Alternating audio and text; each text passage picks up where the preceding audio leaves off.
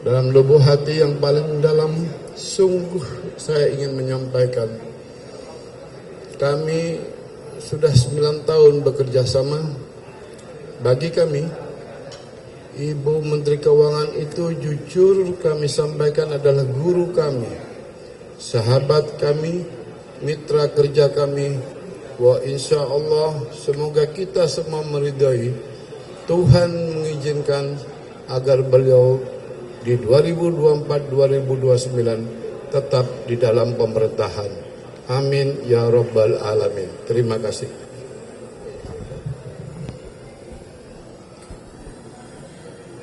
Terima kasih Pak Said, kecuali bagian yang paling akhir tadi ya.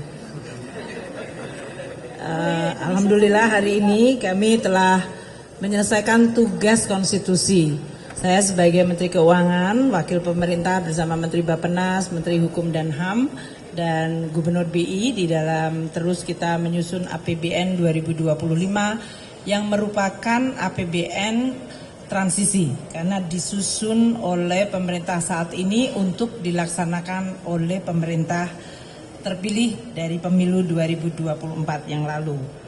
Kita semuanya terus melakukan komunikasi dan konsultasi politik untuk mendapatkan arahan sehingga APBN 2025 bisa mengakomodasi seluruh prioritas pemerintah baru, namun pada saat yang sama tetap waspada terhadap berbagai risiko seperti geopolitik, terjadinya berbagai gejolak, perlambatan dari perekonomian besar seperti di Amerika Serikat, RRT, Eropa, serta tajamnya fragmentasi global dalam bentuk perang dagang.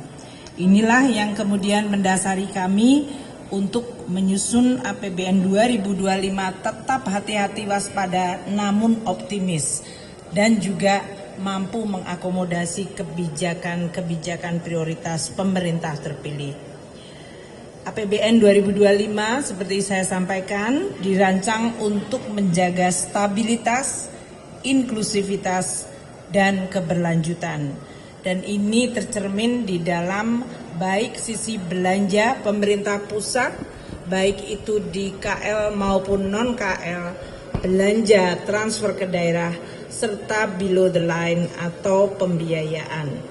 Kami juga menggunakan instrumen penerimaan seperti pajak, bea dan cukai, serta PNBP untuk mendorong stabilitas, inklusivitas, dan keberlanjutan.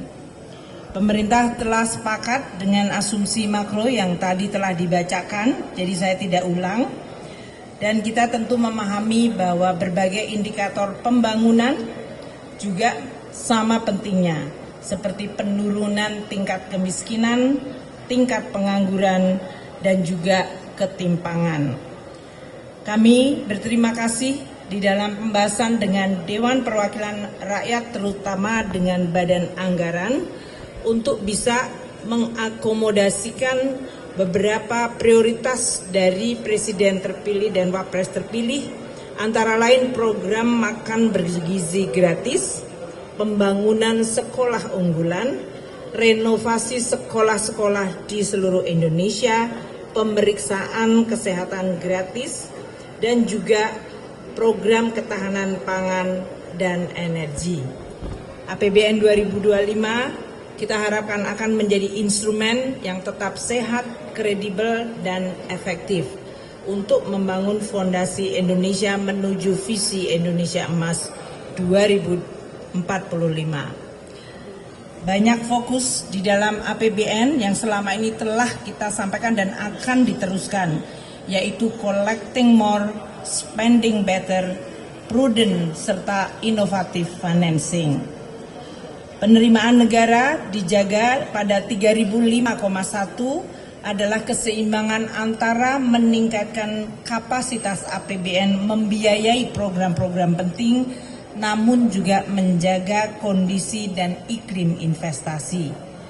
Belanja kementerian lembaga sebesar 1.160,1 triliun telah memasukkan program unggulan pemerintah baru, makan bergizi gratis 71 triliun, renovasi sekolah 20 triliun, sekolah unggulan, pembangunan sekolah unggulan 2 triliun, pemeriksaan kesehatan gratis 3,2 triliun, penuntasan TBC, penanganan TBC 8 triliun, lumbung pangan nasional 15 triliun, dan peningkatan rumah sakit berkualitas sebesar 1,8 triliun.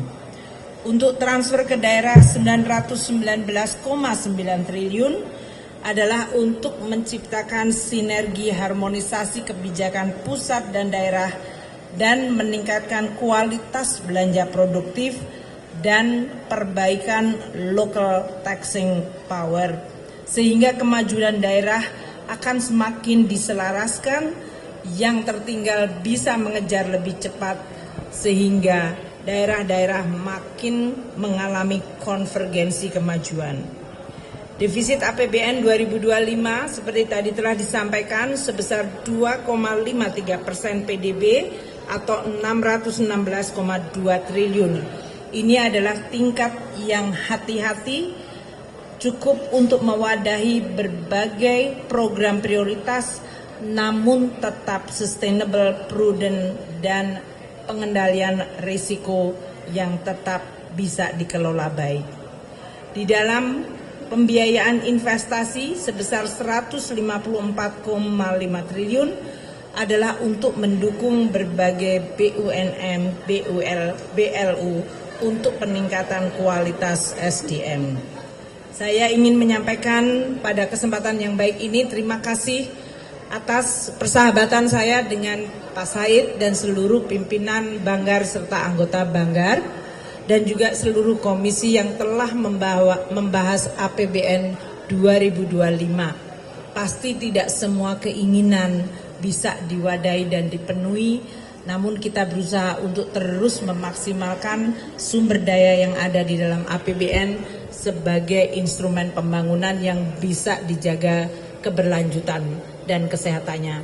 Pak Said, terima kasih Pak Said atas persahabatan dan hubungan yang luar biasa konstruktif antara pemerintah dengan DPR. Di dalam DPR menjalankan hak budgetnya secara proper, dan kami sebagai pengelola negara yang menjalankan amanat konstitusi dan undang-undang. Demokrasi kita jaga dengan kualitas pembahasan kebijakan publik seperti APBN secara terbuka, transparan, dan akuntabel. Terima kasih Pak Said. Di ujung saya bekerja sebagai Menteri Keuangan di kabinet ini, selama ini selalu mendapatkan dukungan yang sangat konstruktif dari DPR, terutama Badan Anggaran dan seluruh komisi. Terima kasih, dan terima kasih. Assalamualaikum warahmatullahi wabarakatuh. Menjunjung tinggi prinsip jurnalisme dalam setiap tayangan terbaiknya. Menghadirkan berita bernilai sebagai referensi. Gelar bicara yang tajam. Tidak, ini kan kebohongan, Dok. Mengupas fakta demi fakta dan mendorong pencarian solusi. Serta investigasi yang mengungkap kebenaran. Rosi, Satu Meja, The Forum, Sapa Indonesia Malam. Nilu, ikuti semuanya bersama Kompas TV.